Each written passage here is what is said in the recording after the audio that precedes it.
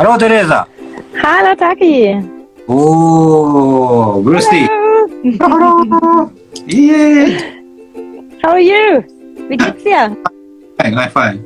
I've just only 2 or 3 glass of wine from you. Yeah, I drink. Very good, very good. It's Friday. Why I can speak now a very nice English with you. But sorry, Taki, what's wrong with you? Don't you have a glass? No. No. Because I stayed in this hotel. Okay. There's no glass here, and in the lobby, I find only this cup. For your very close egg, I'm so sorry about it. I am sorry for you, Taki. I am staying in these beautiful vineyards and nature around me, and even I am able to use a glass. I need it. Maybe we'll find some. It's okay. As long as the wine is good, it's okay. Oh, I find no. I found some better one. Very nice. Then it's almost even. Japanese style. Very good. Rüdesheim style. にやっておりますけど、今日はテレーザ・ブロイヤーさんを呼んでですね、今日はメインテーマとしては新しいワインがうち入るので、そのワインについて聞いてみようかなと思います。Yeah, at first, yeah, just together, tomorrow. Well, I have a glass, but I have no wine, so give me a second. I'm just semi-professional, but I'm working on it. At least we are drinking the same wine, I guess.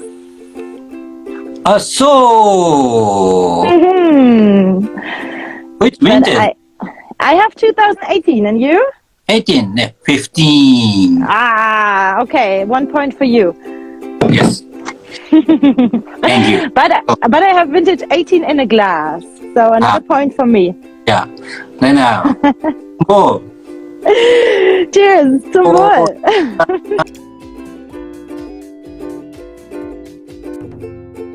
We're at the moment not working in the vineyards because, as you can see, everything is still very yellow.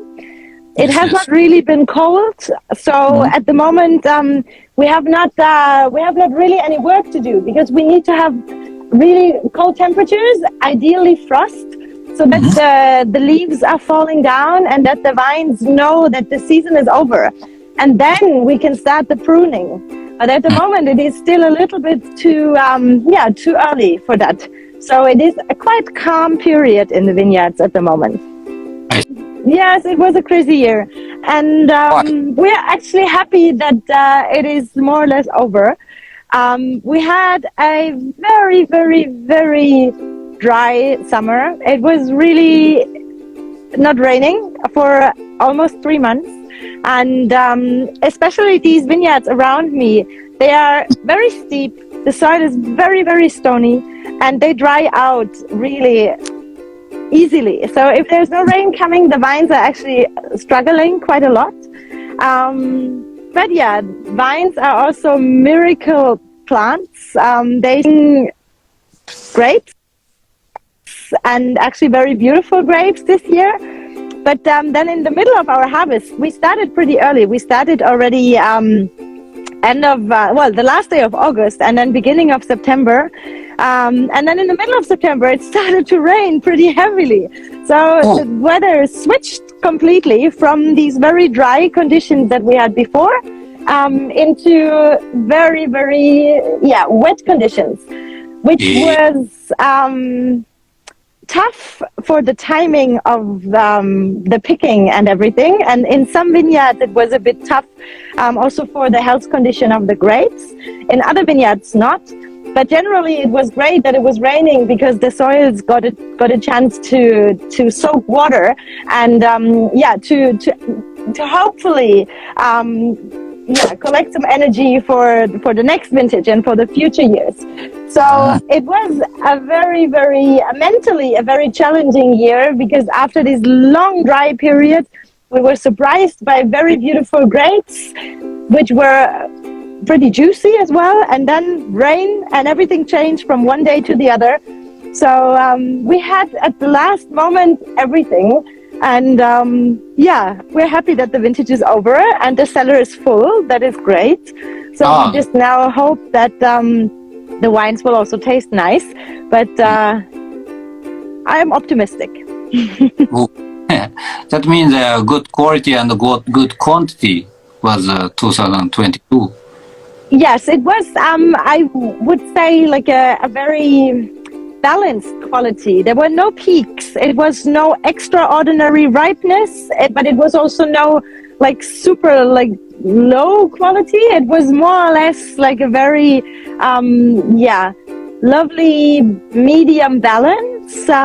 We were surprised that the acidity stayed in a nice, good condition. So not too powerful wines, generally not so high sugar levels, but we like elegant wines, so we're actually fine with that. And let's see, they're all fermenting pretty good, so I think it can be a nice year. Yes. That was a big surprise for me also. I thought it was a very hot year and very high sugar levels and full body. No, that's what we thought as well. But you know, when the vines, they need also water to build sugar, because they have to,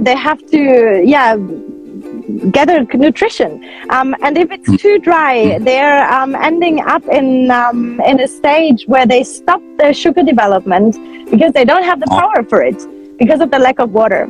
So you would think sun and heat and everything brings a lot of power, but if there is no water, it is actually tough for the vines. So we were surprised that we got that juiciness in the wines, and we were at the end very happy that the sugar levels were not like raising up like crazy. We were surprised that they were staying quite like low in a positive way. So yeah, nature has a different plan. So result is very surprising. Great. Well, we have our vineyards in 3 different villages, and well, I am now standing in Rüdesheim, and what you can see also on that like video from around me is that we are in Rüdesheim. You can see the sun is over here. The Nahe River is over there. We are full on south facing in Rüdesheim. So we have a lot of power and a lot of chances to gather as much intensity in the wines as possible. But this is also a challenge in the last years because the vintages are getting warmer, and we are facing, for sure, different conditions as well. So we're extremely lucky that we have our vineyards here, but not just in Rüdesheim. We do also have a second village wine, which is in Rauenthal, and Rauenthal is towards the east. So if you would if you would swim against the stream about 20 kilometers into that direction, you would end up in Rauenthal. And Rauenthal is quite different to Rüdesheim because the village is not like Rüdesheim next to the water. The village is far away behind and closer to the forests. So in Rauenthal we have southeast facing slopes and much richer soils because we're not that steep there in the vineyards. And we have a different loam sand combination in the soil. So the wines are juicier and a little bit rounder, but from a cooler climate. And in Lorch, we are actually going into another direction. Lorch, we're following the stream. So you have, again, the Rhine River to orient yourself. And if you follow the river, you can actually not see it, how it continues, because the river takes a curve. And that curve, of course, brings, again, a change in the exposition of the vineyards. So Lorch is 14 kilometers to the west, around the corner. 14. And in Lorch, the vineyards are southwest facing. So we have, again, a completely different microclimate.